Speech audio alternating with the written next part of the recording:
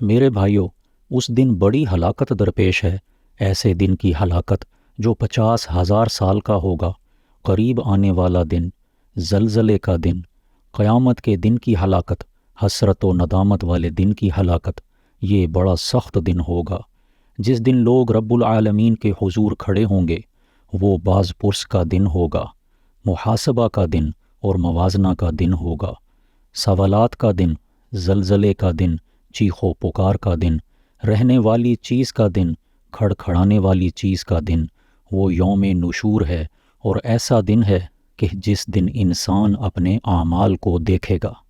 وہ سود و زیاں کا دن ہے، جس دن لوگ مختلف جماعتوں کی شکل میں اپنے اعمال دیکھنے کے لیے آئیں گے، اور وہ ایسا دن ہے کہ جس سے بہت سے چہرے سیاہ اور بہت سے روشن ہوں گے، اور اس دن کو تعلق والا کسی دوسرے کے کام نہ آئے گا۔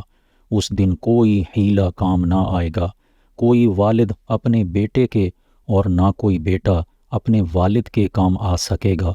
جس دن سختی عام پھیلی ہوئی ہوگی، اس دن ظالموں کا عذر فائدہ نہ دے گا، اور ان کے لیے لعنت اور برا گھر ہے۔ اس دن ہر شخص اپنی ہی طرفداری میں گفتگو کرے گا۔